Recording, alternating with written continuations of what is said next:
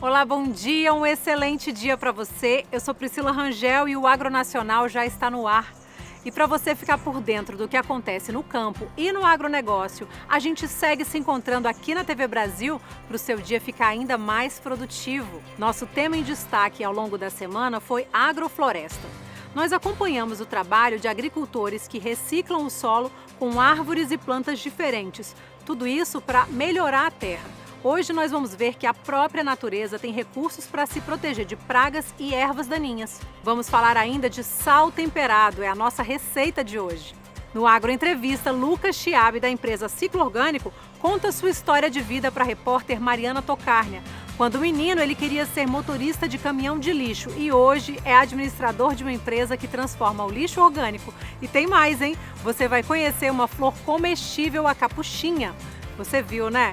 Imperdível tá esse programa, fica com a gente, o Agronacional tá só começando.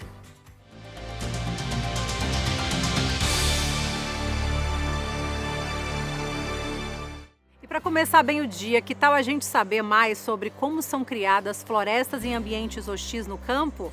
E vale conhecer os agentes fiscalizadores de pragas e ervas daninhas.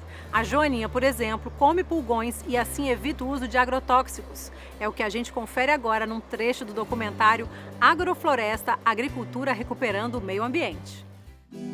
E as pragas? Como esse pessoal faz? E as ervas daninhas? Bom, para começar, eles não chamam nada de praga e nem de erva daninha. Eles usam a própria natureza para defender a plantação. E sabe outra coisa boa desse jeito de plantar? Você trabalha na sombra. A natureza, a vida, ela é mais inteligente do que a gente. A gente escolhe por um resistente ou por resistência e com pouco tempo a natureza quebra essa resistência. Ou quando é um fungo, então uma bactéria ou um inseto, ele ajuda a fazer uma mutação naquela ou escolher por um genótipo daquele que é resistente para aqueles nossos truques. Tá, então você cria uma variedade com 2, 3 anos depois de ter gloriosamente bastante produtivo, resistente a tais doenças ou tolerante a tais empecilhos. E com 2, 3 anos começa a desmoronar. Essa resistência com 4, 5, 6 anos já foi. Isso, nós sabemos isso hoje em dia também, não só com aqueles híbridos que fizemos naquele tempo, sino hoje em dia também com os geneticamente modificados. Com pouco tempo, a natureza, ela quebra essa resistência. Então, cada vez quando encontra algum meio para burlar a vida, a gente acha isso uma grande vitória e depois vem a derrota de novo. Isso é a mesma coisa, por exemplo, assim, uma pessoa que tem uma doença crônica, ele bebe um certo remédio por um certo tempo. Com o tempo, aquela doença acostuma com aquele remédio, ele tem que trocar de remédio. Mesma coisa são as praguinhas. Mas quando você deixa o habitat natural deles, eles mesmos se controlam. A gente viu, por exemplo, que a Joaninha, dentro do estudo da Embrapa, que a Joaninha, ela come os pulgões que dá na couve. E aí, como que a gente vai atrair as joaninhas para comer o pulgão? Ela gosta de margaridão. O margaridão é a nossa matéria orgânica. Então a gente planta margaridão para fazer matéria orgânica para atrair a joaninha para comer o pulgão. Então a gente trabalha com ciclo de vida, não só das plantas, mas também dos animais.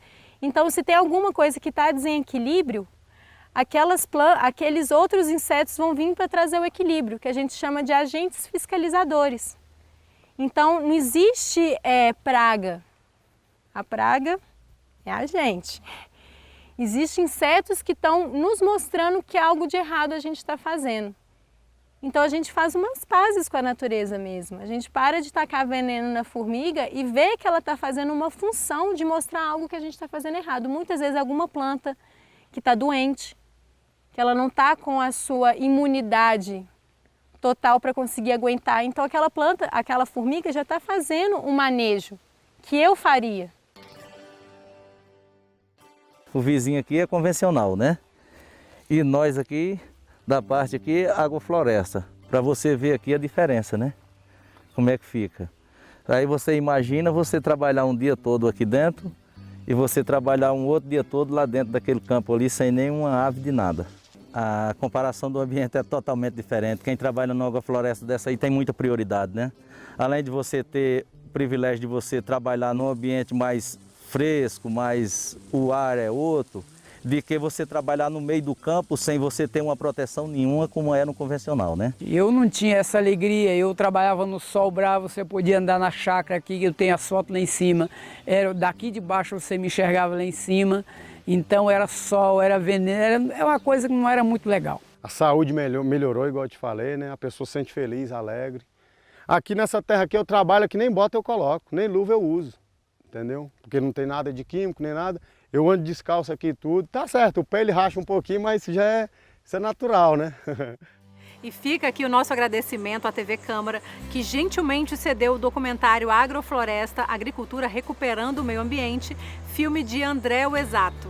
E por acaso alguém aqui já temperou o sal? Já tentaram criar um sal novo em casa com ingredientes que podem fazer a diferença? Tem sal úmido, sal seco, sal com cebola, alho, cheiro verde. É melhor a gente ver logo como é que faz, né? Então vamos à receita de sal com vários sabores.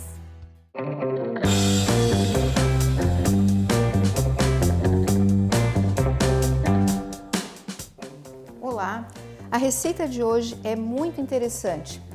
Nós vamos fazer sal gourmet. Além de fazer um sal úmido e um sal seco, eu vou dar algumas dicas para a gente poder fazer outros sabores e ter uma diversificação bem legal em casa, com tudo que a gente tem em casa ou que tem um fácil acesso. Quando a gente pensa em sal para variar sabores, por exemplo, eu queria um sal que eu pudesse usar no feijão. Primeira coisa que a gente pensa, o que esse alimento me lembra? Que aroma que o feijão tem, além do aroma do feijão? O que a gente costuma usar no feijão? Louro, cebola, alho. Esse é o sal que eu faço para feijão. Eu uso muito alho, muita cebola e muito louro picado.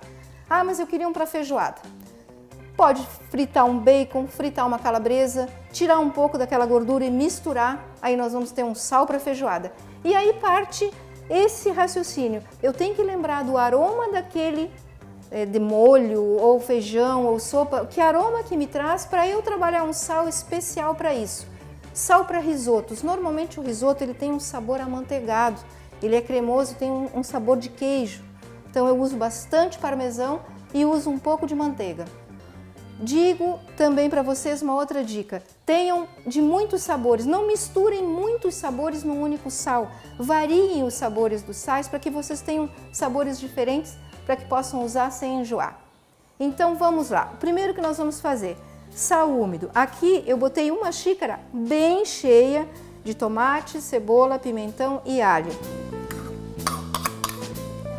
Estou utilizando meio quilo de sal em cada recipiente aqui, mas isso também não tem muita medida, nós vamos fazer aquilo que nós temos em casa para que a gente possa utilizar de uma forma rápida. Eu não oriento preparar 1 quilo por vez, vamos utilizar de uma forma rápida para a gente ter sempre um sal temperado fresquinho. Aqui tem uma xícara de cheiro verde, bem cheia também, salsinha, cebolinha e muito talo de salsinha, bastante, que é o que vai saborizar e agregar um nutriente importantíssimo. Agora eu vou colocar um ingrediente fundamental que vocês podem usar em quase todos, extremamente nutrico e é um alimento que a gente quase não utiliza, açafrão natural, a raiz do açafrão triturada. Ele dá uma cor bonita no sal, dá um sabor único. Eu vou deixar aqui do ladinho a raiz do açafrão e vou misturar aqui páprica defumada. Eu gosto muito de páprica, ela tem um aroma defumado que chama a gente, que dá um sabor especial na comida. Eu vou colocar aqui, tem 2 colheres de sopa de páprica defumada e aqui também 2 colheres de açafrão. Eu vou misturar a páprica primeiro um pouquinho, porque ela é um tempero em pó. Procurar misturar bem para ficar bem homogeneizado o sal. Eu oriento utilizar em 1 mês no máximo esse sal, não colocar na geladeira, deixar ele aonde não pegue luminosidade, não pegue calor. Colocar em potes de vidro para guardar. E aqui, para a gente utilizar na nossa cozinha, no nosso dia a dia, no nosso cotidiano, esses potinhos aqui são o ideal.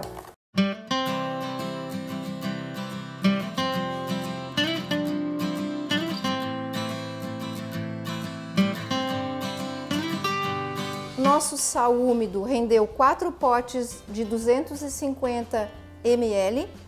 E olha a riqueza do açafrão, que é um anti-inflamatório natural, extremamente nutreico, que a gente termina deixando de lado. Agora vamos partir para o nosso sal seco. O que é o sal seco? É um sal que tem pouquíssimo teor de umidade, porque nele eu utilizo mais condimentos. Bastante condimentos. Aqui tem vinagrete, que é uma mistura de desidratados, cebola, tomate, salsinha, cebolinha, alho. Esse é o vinagrete. Aqui nós temos açafrão em pó, orégano, aroma de fumaça e páprica defumada. Aqui, para dar uma cor também, coloral, porque o coloral também é nutreico. Aqui nós temos noz moscada, que dá um sabor maravilhoso. E o que nós vamos entrar com umidade aqui é o alecrim natural, que combina muito, no meu entender, combina muito com salada.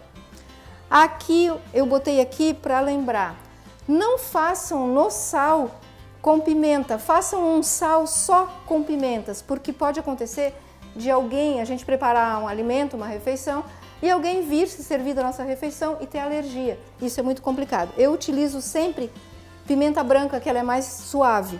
Vamos lá, aqui mais meio quilo de sal. E agora nós vamos entrar, então, com as misturinhas. Aqui o alecrim, pode colocar também tomilho. Se tiver em casa, tomilho fica super saboroso no sal. O alecrim, por si, ele já aromatiza o nosso sal. Esse sal também ele é perfeito para sopas, muito saboroso para sopas. Todos os sais que a gente prepara, eles servem para tudo, mas esse aqui em especial para saladas, porque ele é à base de secos. Vamos então misturar todos os ingredientes que eu separei aqui. Lembrando que a gente encontra em casas de produtos naturais, até mesmo em supermercados.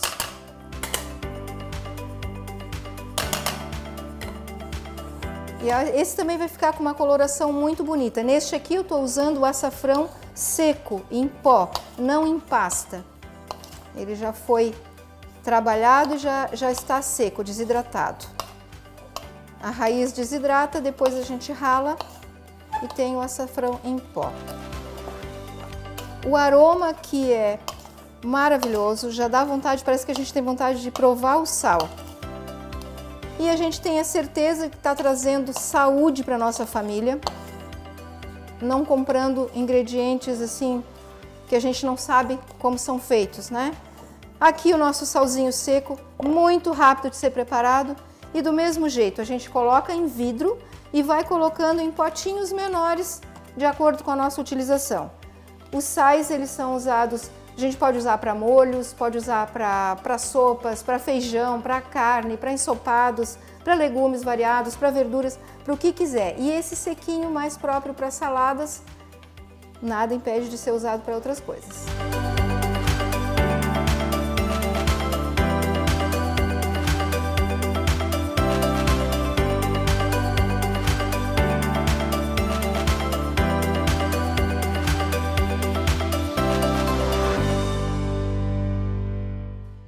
E no próximo bloco você acompanha a conversa com Lucas Chiabi, um dos criadores do ciclo orgânico.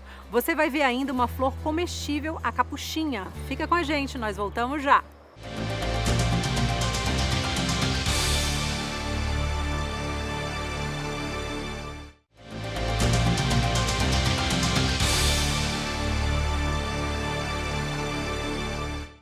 Estamos de volta com o Agro Nacional, seu ponto de encontro com os assuntos do campo e da cultura agro. No Agro Entrevista é hora de assistir a conversa da repórter Mariana Tocárnia com Lucas Chiabi, da empresa Ciclo Orgânico. Hoje ele fala da sua história como engenheiro ambiental que um dia quis ser motorista de caminhão de lixo. Confere aí.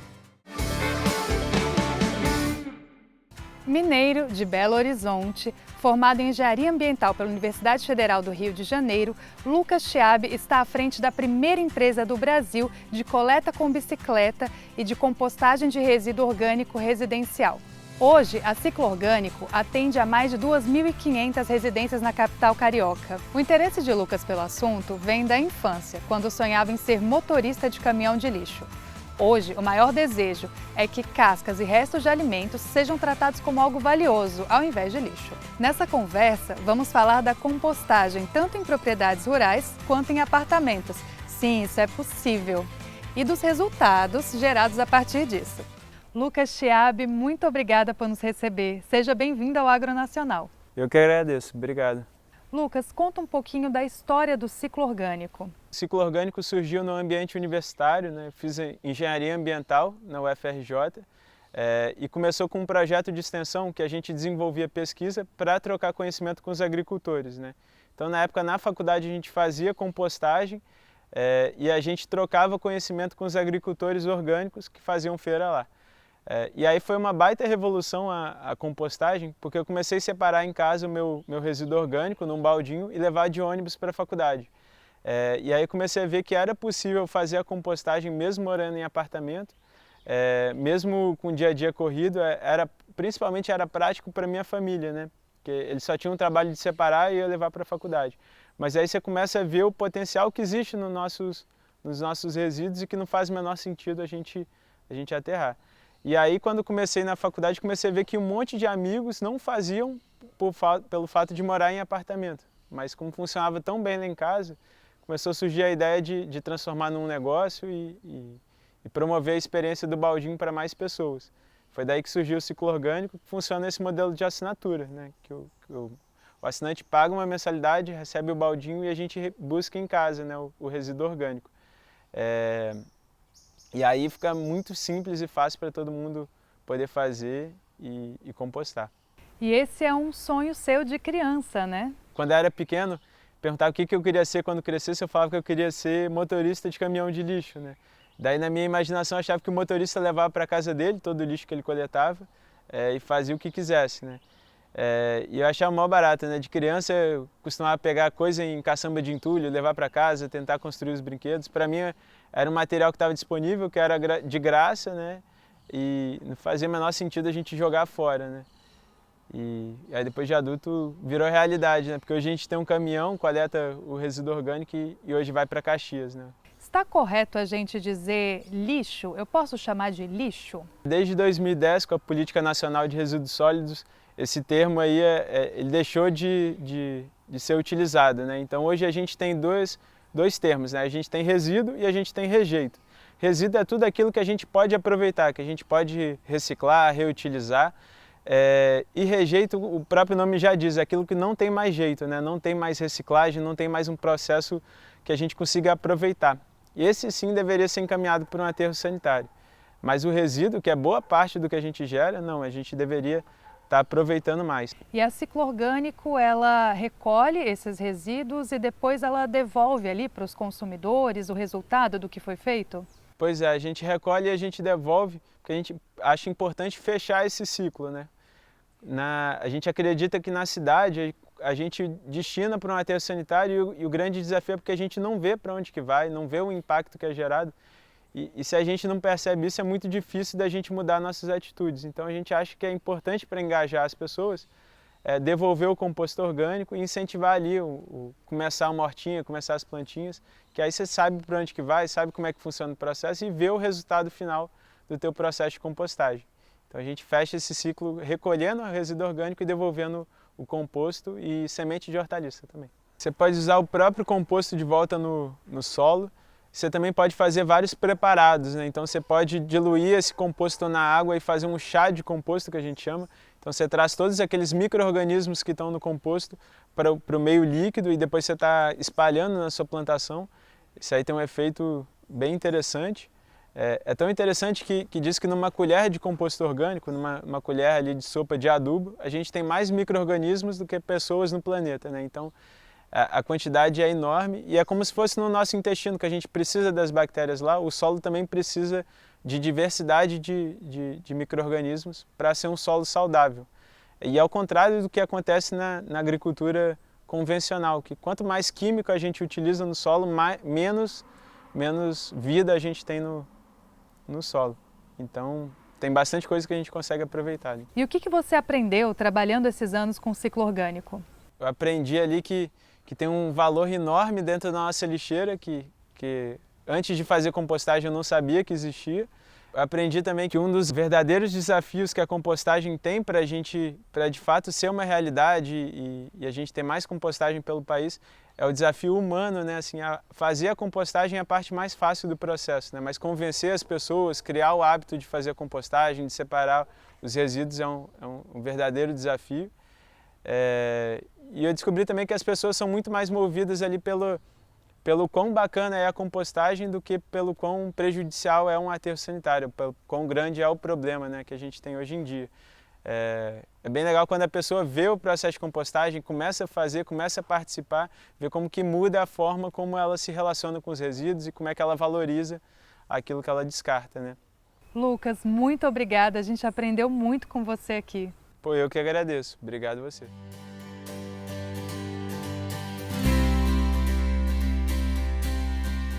Flores? Pra que te quero, hein? Bem, se for a capuchinha, dá para fazer uma deliciosa salada e ainda desfrutar da beleza dessa flor, que é uma hortaliça. Pesquisadores da Embrapa estudam os nutrientes da chamada flor comestível, olha só.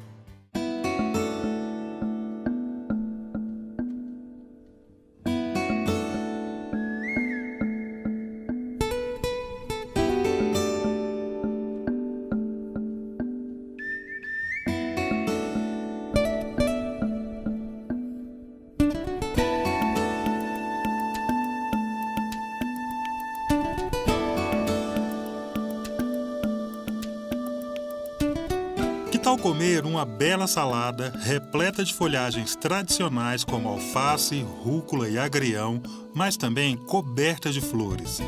Elas dão um colorido todo especial ao prato, são saborosas e nutritivas.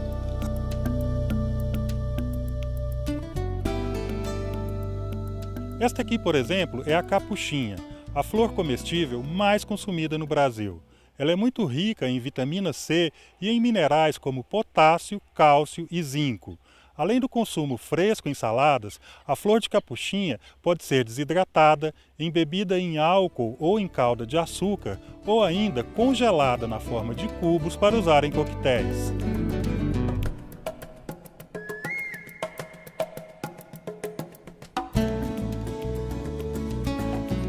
A capuchinha está sendo estudada por agrônomos da Embrapa Hortaliças, em Brasília, dentro de um projeto de pesquisa que elegeu 20 espécies vegetais que fazem parte do grupo de plantas alimentícias não convencionais, popularmente chamadas de punks. Os estudos com punk na Embrapa Hortaliças data desde 2006, mas esse projeto, que tem um âmbito bem amplo, desde a avaliação agronômica, a caracterização nutricional, o estudo da vida útil, que indica quanto tempo essa hortaliça pode ser comercializada, quanto tempo ela dura, né, numa prateleira de supermercado, para dar essa indicação para o consumidor. A capuchinha é uma hortaliça bem antiga, né? Ela é uma hortaliça de origem da América Central, mas se adapta em vários tipos de climas e solo, né? Então ela é bastante espontânea, é uma hortaliça, além de ser decorativa, né, de uma forma bem interessante, também é comestível, né? Então essa hortaliça, o que a gente tem visto é a questão da caracterização nutricional, que é uma hortaliça bastante rica, sobretudo numa substância antioxidante, que são os carotenoides, em especial a luteína, que é um carotenoide muito interessante para a prevenção de doenças da visão. E também ela tem um teor de vitamina C bastante interessante. As folhas são comestíveis também, tem alto teor de proteína, de minerais. Tem também a semente verde, que lembra uma alcaparra, chamada de falsa alcaparra, pode ser também feita da forma preparada, da forma de uma conserva.